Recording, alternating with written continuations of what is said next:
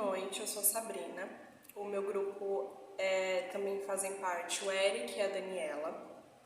O tema do nosso trabalho é o The Garden Party, da Catherine Mansfield, que é considerado dentro dos nossos estudos da literatura pós-colonial.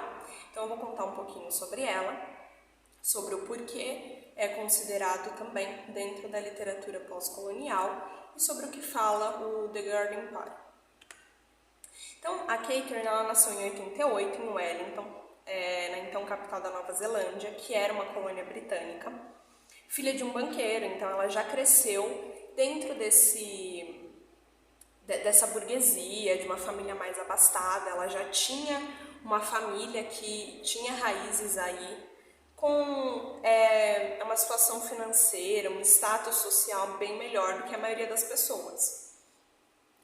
Na adolescência, ela foi estudar em Londres e, ao voltar, ela não se acostumou tanto a voltar a esse estilo provinciano que tinha a Nova Zelândia. Então, ela acabou voltando novamente para Londres e se entregando a uma vida mais boêmia, que já era mais comum dos escritores da época. Ela teve diversos relacionamentos, tanto com homens quanto com mulheres.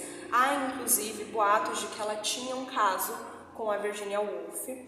Ela acabou se casando 2 vezes. Na segunda vez, ela se casou com o John Middleton Murray e permaneceu casada até o falecimento dela aos 34 anos, em 1923, por tuberculose. Ela frequentou diversos grupos intelectuais na época, inclusive o Bloomsbury, que foi fundado pela Virginia. Então ela participava de um ciclo social que teve grande influência também dentro da escrita dela. Ela tinha uma escrita muito admirada. A Virginia, inclusive, informava que ela era a única escritora que ela tinha inveja da escrita. Ela foi admirada por escritores como a Clarice Lispector, o Érico Veríssimo, a Ana Cristina César. Então, ela tinha uma escrita reconhecida por outros autores que também eram importantes. Os livros dela, eles sempre contaram com personagens comuns no nosso dia a dia, né, que também eram comuns para a época. Donas de casa, empregadas, balconistas, escritores decadentes. Esses personagens, o que sempre acontecia em comum nas histórias, nos contos dela, era que em algum momento, eles sempre tinham um momento de epifania, e nessa epifania a gente acompanhava tanto essa epifania quanto essa desventura emocional que ia se desenrolando por conta disso.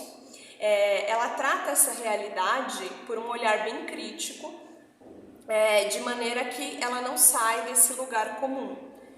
A obra dela ela foi muito marcada também por alguns acontecimentos da vida pessoal dela, como a morte do irmão. O irmão dela faleceu na Primeira Guerra Mundial.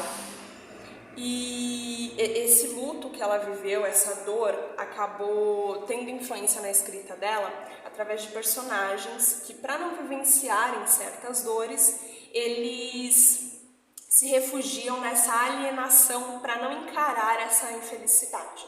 Por quê? Por ser mais fácil. Ela também teve uma saúde muito delicada, sofreu abortos, teve depressão. Posteriormente, em 1917, ela teve tuberculose, teve artrite, diversas situações que também trouxeram essa melancolia à escrita dela. Ela também faz uso de reticências constantemente, inclusive no conto que a gente vai trabalhar, e a gente pode categorizar esse uso das reticências como pensamento, desenvolvimento do pensamento da personagem.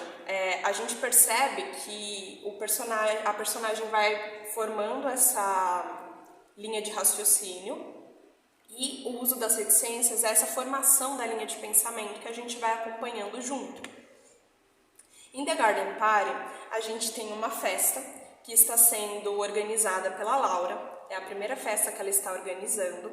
A família dela é de uma família burguesa, com muitas condições, e ela ficou encarregada de organizar essa festa.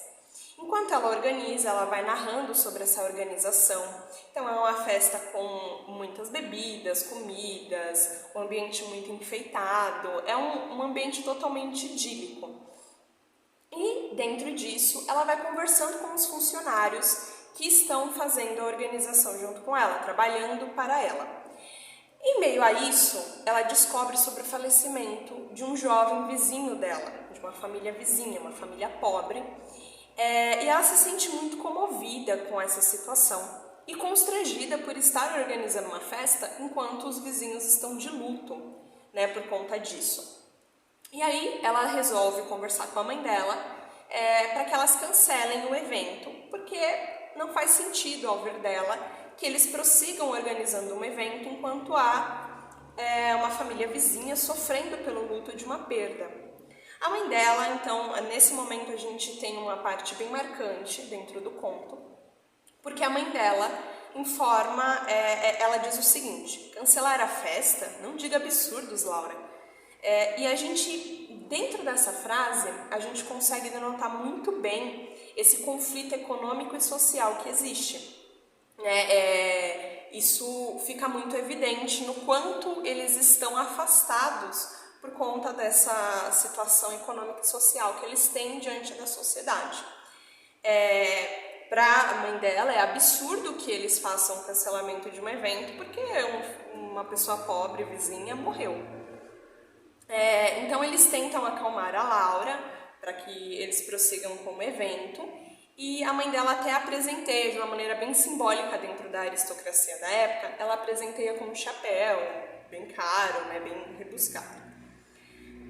A festa acaba acontecendo, a festa finaliza, então a Laura resolve ir visitar essa família que está velando esse jovem que faleceu. Quando ela vai visitar, ela narra esse ambiente, ela ainda está muito chocada com todo o acontecimento, e ela narra esse ambiente em que esse rapaz está sendo velado como um ambiente pobre, escuro, úmido, horrível, né, bem decadente.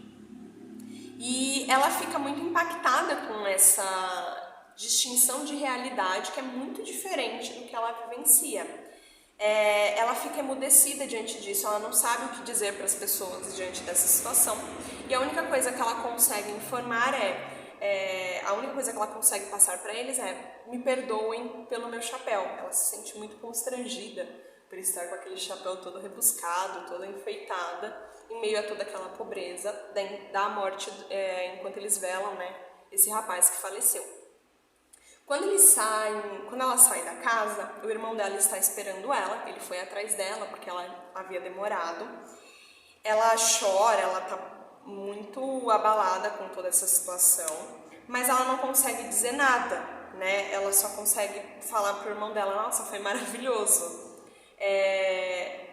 Ela não consegue explicar, passar pro irmão dela tudo aquilo que ela viveu, né? Essa epifania, a dor que ela viveu, a solidariedade em relação à dor do outro, mas ela sai mudada dessa situação, ela tem um amadurecimento, a gente percebe dentro da escrita, a gente percebe na maneira como ela narra esses acontecimentos, no quanto ela ela amadureceu com esse acontecimento, ela sai uma pessoa diferente, né?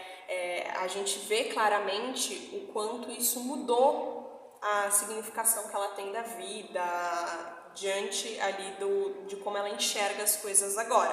Ela não saiu de maneira isenta assim, de todo esse acontecimento, ilesa, certo?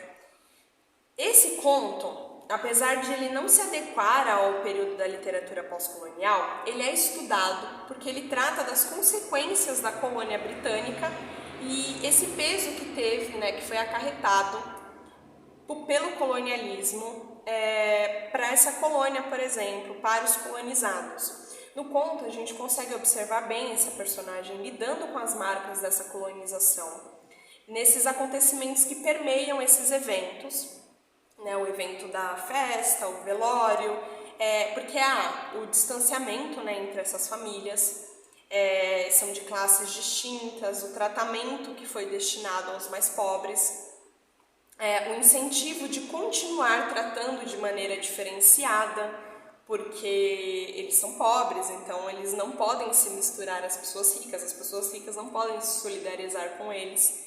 E essa falta de empatia, de sentimento mesmo, destinado a essas pessoas.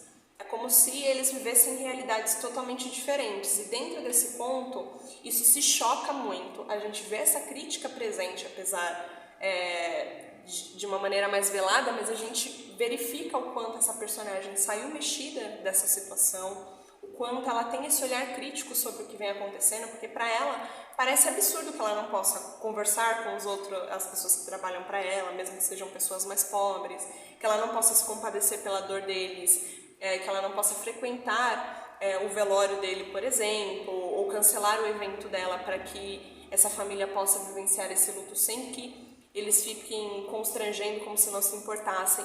Então tudo isso entra muito em conflito, que é muito presente dentro da literatura pós-colonial. A gente vê esses resquícios do colonialismo, desse distanciamento, né, entre essas classes sociais diferentes. Então, a gente faz o estudo desse conto. Essa autora ela está presente dentro do nosso estudo da literatura pós-colonial por conta disso.